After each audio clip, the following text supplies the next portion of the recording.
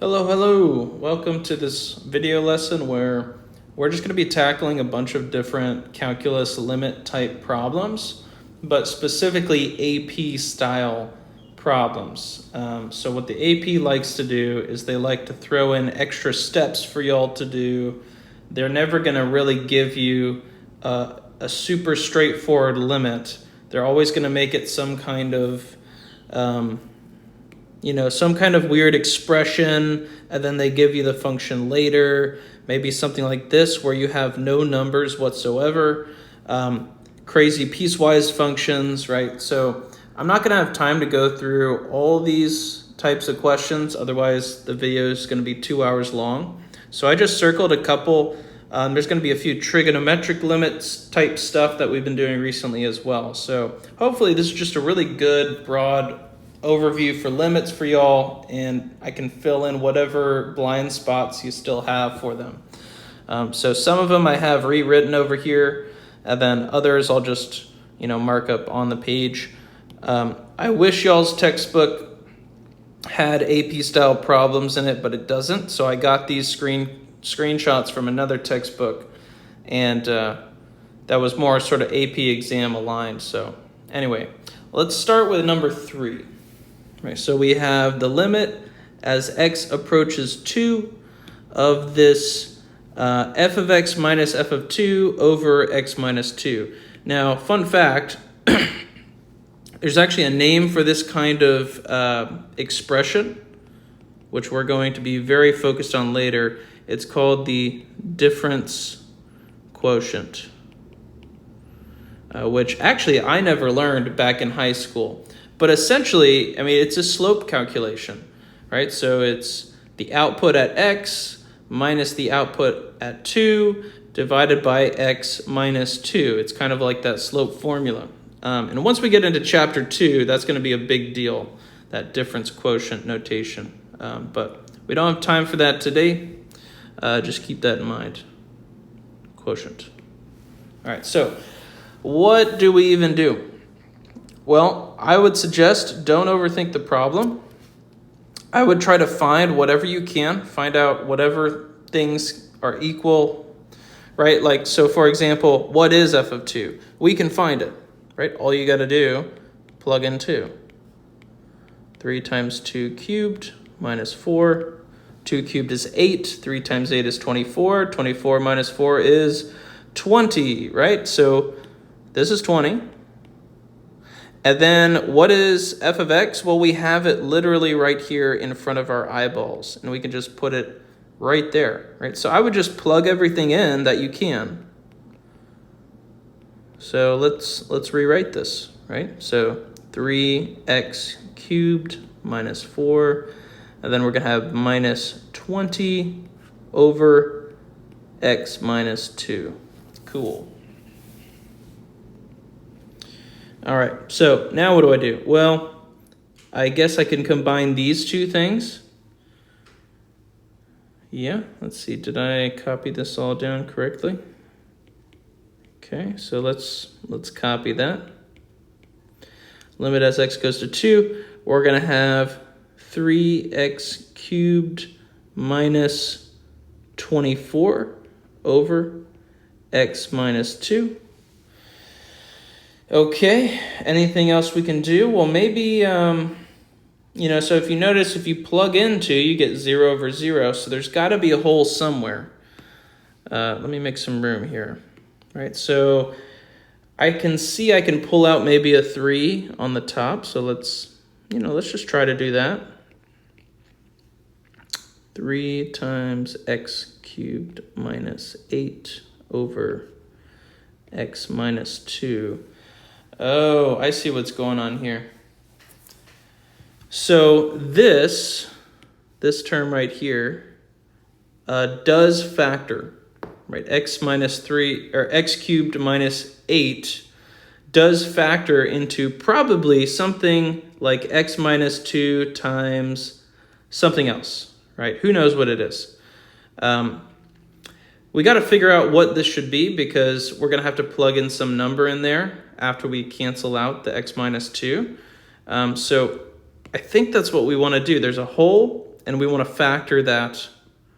We would call that a trinomial, I think, right? Because it has x cubed. So yeah, how do we factor this?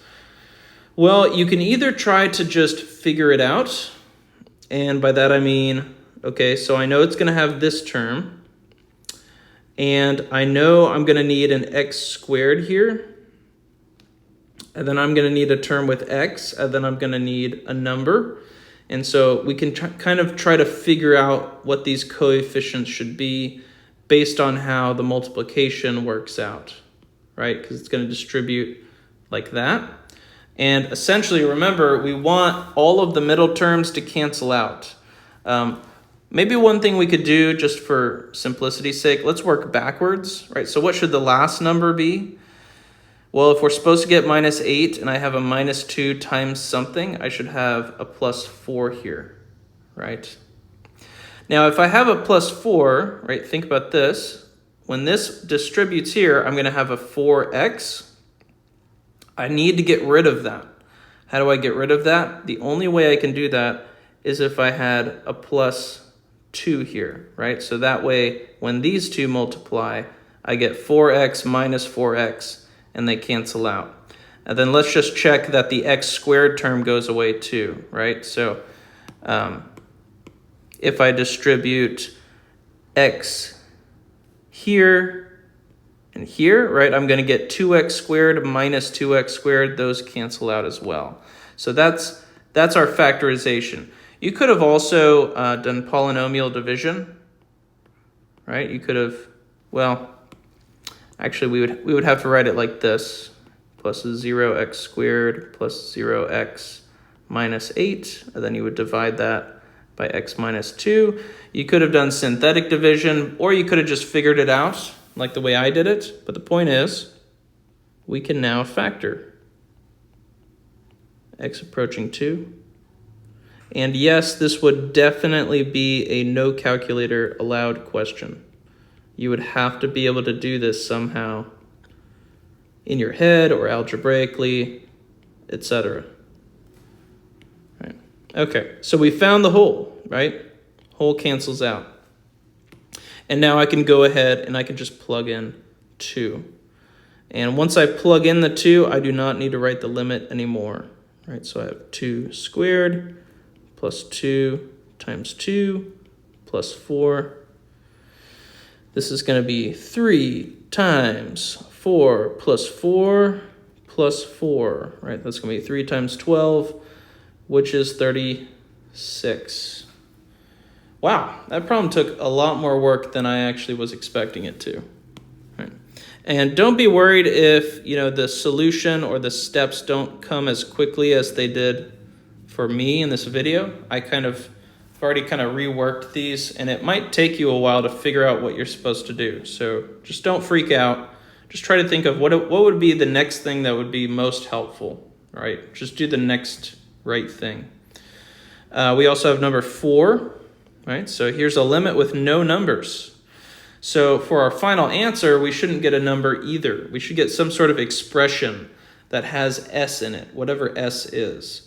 Now, if you plug in s here and here, you get that 0 over 0, which means there's a hole, right? So think of all the strategies we learned about how to deal with holes. And this is where you'd want to use the rationalizing technique, right? So we would want to multiply by the conjugate of this bottom part on the top and on the bottom. Yeah, that's an s, not a 5. So this is equal to the limit as x approaches s. And what are we left with? Think about it, right? You should have x minus s on the bottom, which sure enough shows up in the top, right? It's exactly what we want to see. In fact, we expected to see that, right? Because we know the hole exists. We should be able to find it and cancel it. So now we just have the limit as x approaches s of the square root of x plus the square root of s.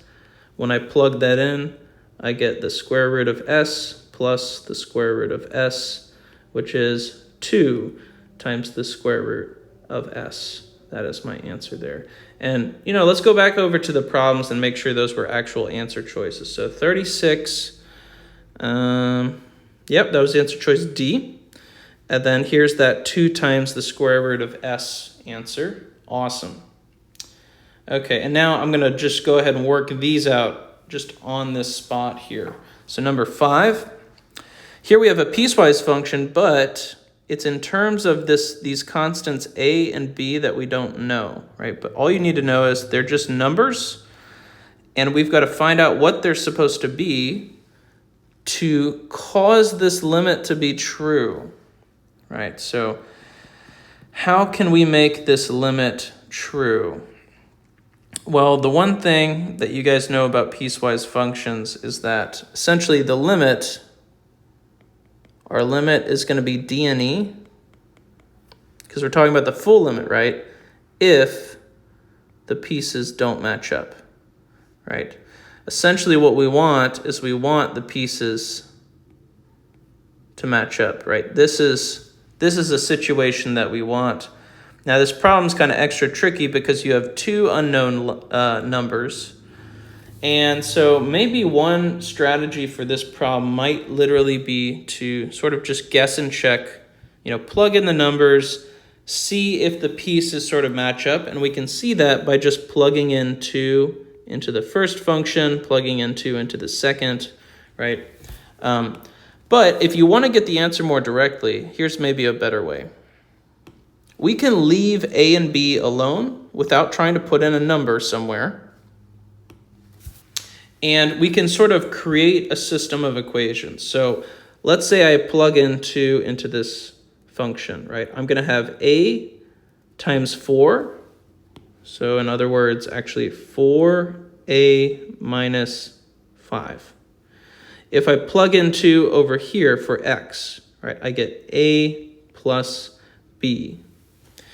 Now, what do I want to happen? These are both continuous functions. They don't have asymptotes anywhere, right? But I basically want them to equal 7, both of them, right?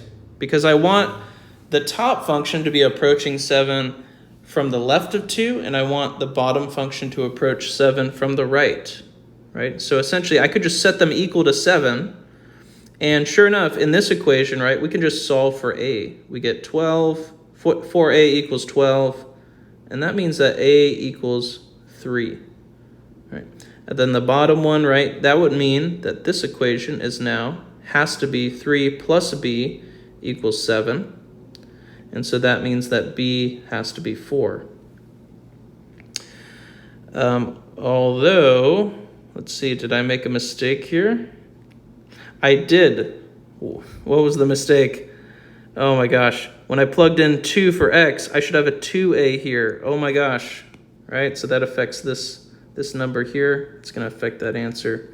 So I should have 6 plus b equals 7, and that means that b equals 1.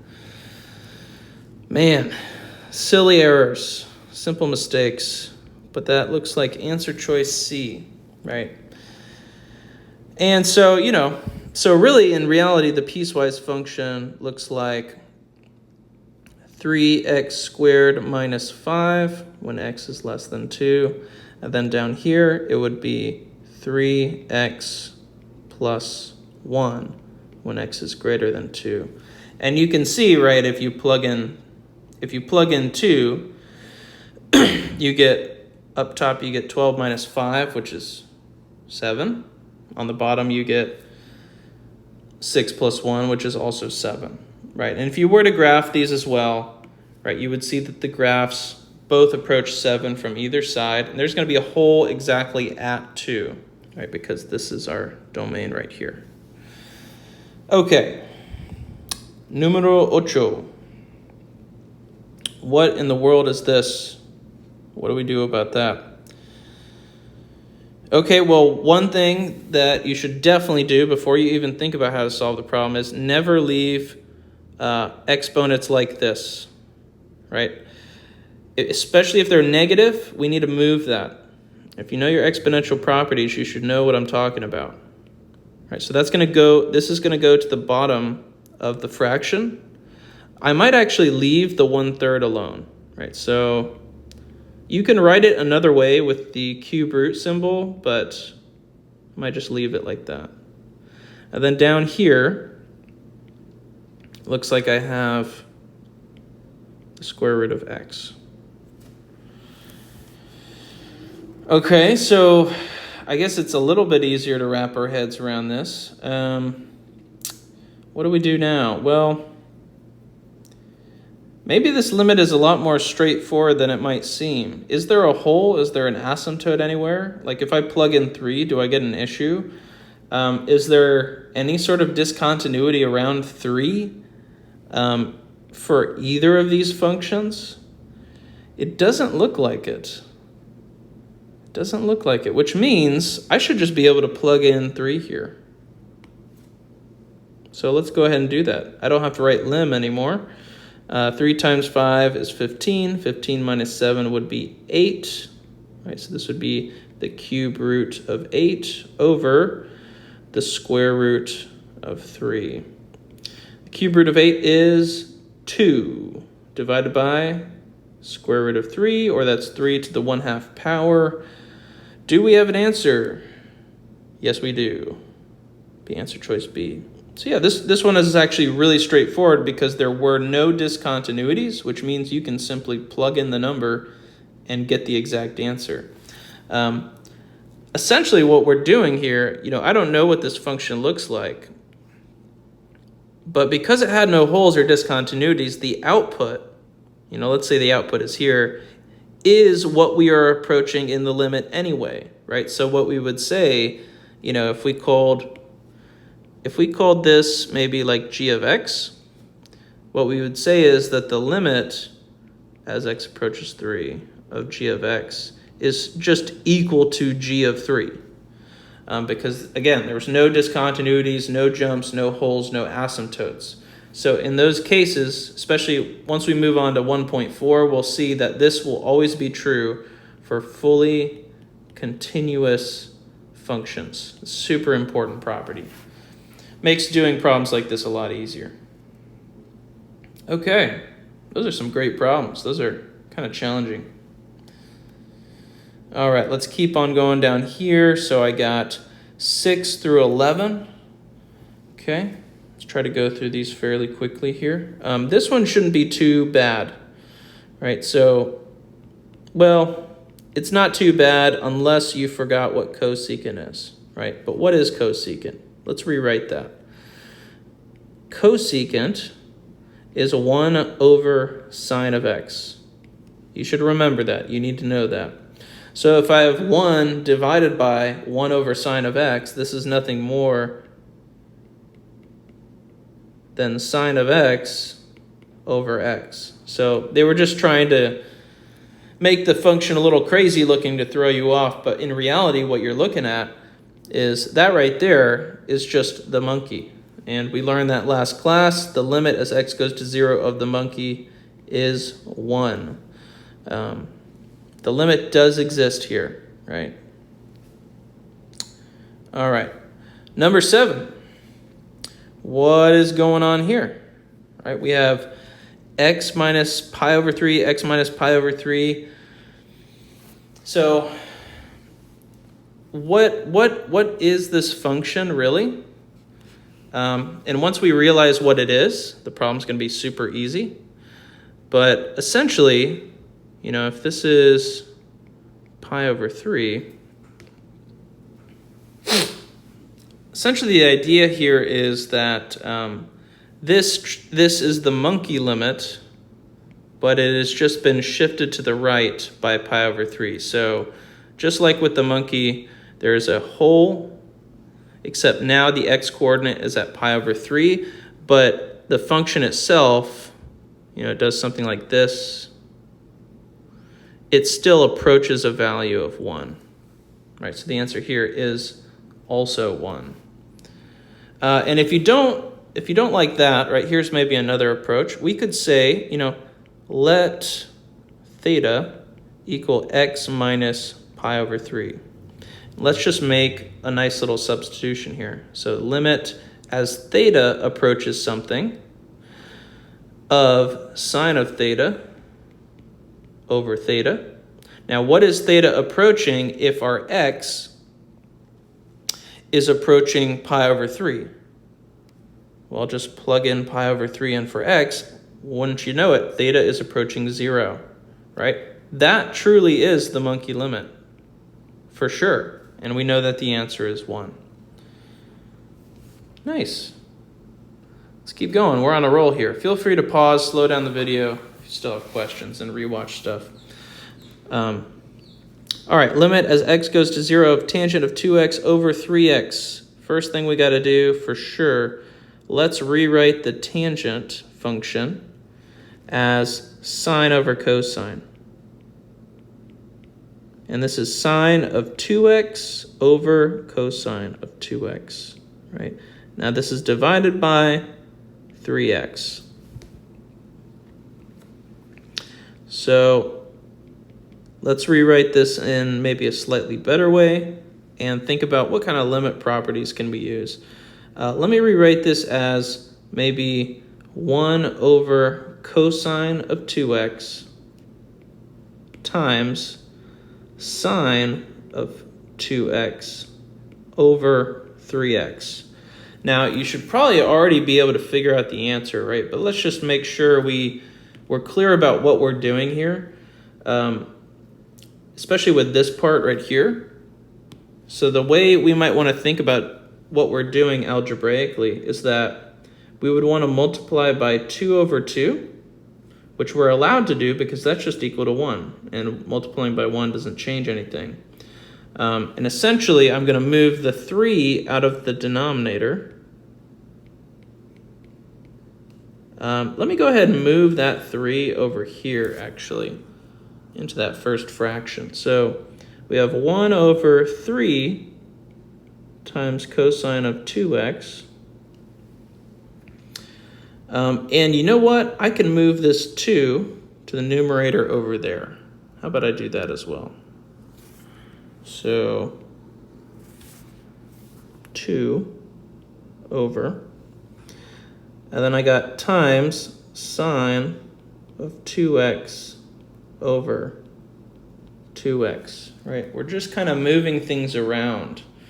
And due to our limit properties, we know if the limit of each piece exists, right, then the limit of the full thing is just the product of the limits. So what is the limit of this first one?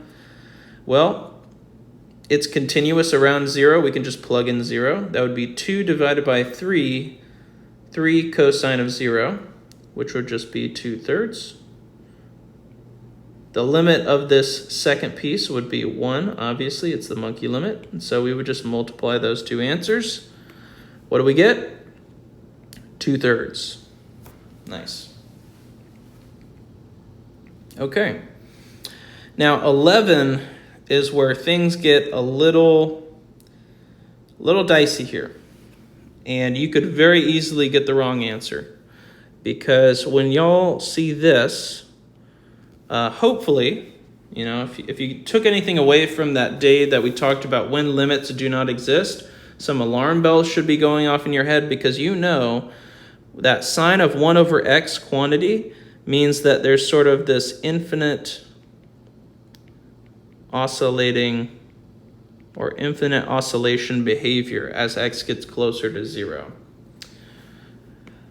The catch is that the limit here actually does exist, and the reason why has to do with this x cubed here, right?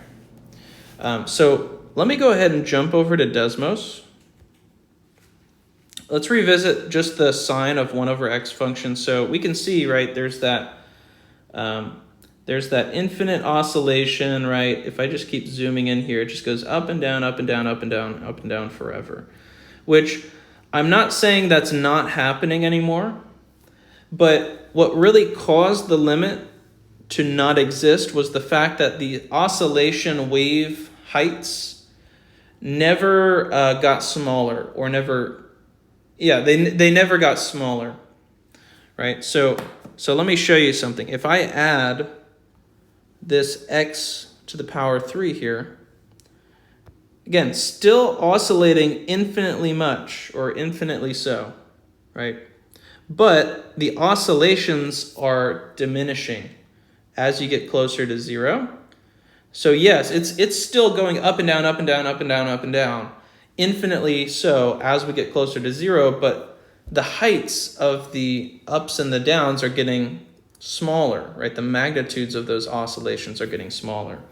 And so one way we could say that this limit actually does exist and that we could find out exactly what it is by using our friend, the squeeze theorem, right? So if I find two functions below and above that sort of squeeze this function, then the limits of the top and the bottom functions, if they approach the same thing, then the middle function has to approach the same thing.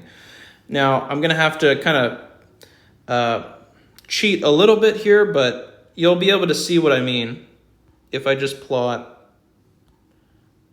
these two functions right here. All right, so if I zoom in, at every single point, that red function is stuck right in between those two. Right? It will never actually escape the black or the purple function. And the reason kind of is because sine of 1 over x, whatever that quantity is, always has a magnitude less than 1, which means that the function, the red function, could never go farther from the x-axis than the purple or the black, because essentially these are functions where we're multiplying by a constant magnitude of 1, right? So I could technically put this, and it's the same function, whereas this sine of 1 over x quantity is always going to be some number less than or equal to 1, right? And so it's like the red function is trapped, and no matter what it does, it can't escape these two bounding functions. And so let's think about it, right? The limit of the purple function as x goes to 0 is 0. The limit of the black function as x goes to 0 is 0. So therefore, by the squeeze theorem, what does the limit of the red function have to be? 0. Right? So this limit does exist, and it is 0. That's actually a pretty sneaky problem there that they threw in. Right? So that would definitely be worth meditating or thinking about if you're still not getting it. All right, I rewrote 3 and 4 over here because there wasn't enough room. So here's another one where they just sort of throw some really weirdly written limit, and then they give you the function later. But again, just like that problem before at the very beginning, we just want to plug in whatever we can figure out. So like, do we know what f of 0 is? Yeah, I mean, we have the function right there, so we can just plug in 0. F of 0 is -1. Cool. And of course, we know what f of x is. It's right there. Let's just put that in there and this in there, right? And let's just see maybe how this limit looks a little bit more clearly. So the limit as x goes to 0 of 5x cubed minus 1, and then minus, put those parentheses, f of 0 is -1. So you should have minus -1, right? And then over x cubed. And yeah, we probably want to simplify this, right? It looks like some stuff combines. So we have 5x cubed minus 1 plus 1. Oh, those are going to cancel. That's super helpful. And then this is all divided by x cubed. Well, when I plug in 0, I get 0 over 0. That's because we have a whole, and the factor is just x. There's 3 x's on the top and the bottom that we can cancel out. In fact, maybe I should, just so we can be clear what happens. Right, this is essentially what we have here, right? And so each factor on top cancels with 1 on the bottom, right? So what is the limit? It's 5. Limit is 5. And was that an answer choice? Indeed it was. Answer choice C. There we go. And lastly, number 4, I think it's the last one. Let's see. Yep. Number 4, limit as theta goes to 0 of this thing. All right, where do we begin?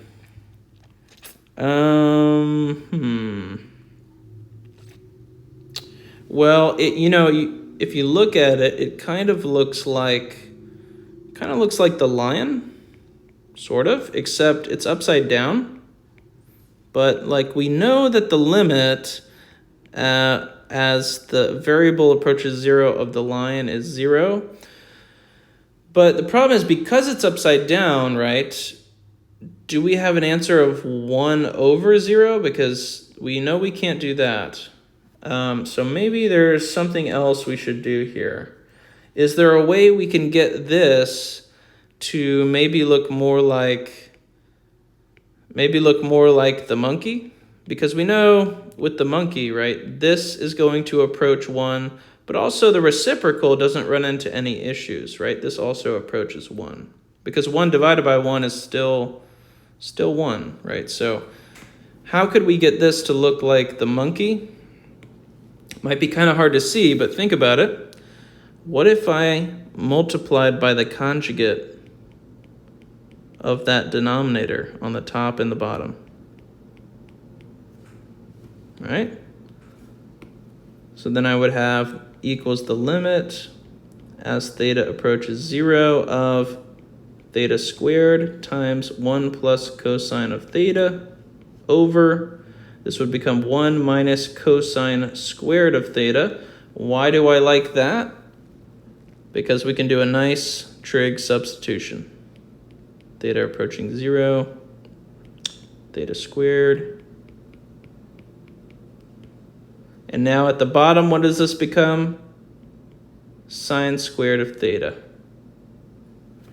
So now let me write this a little bit more suggestively, right? Let's use our limit properties. We basically have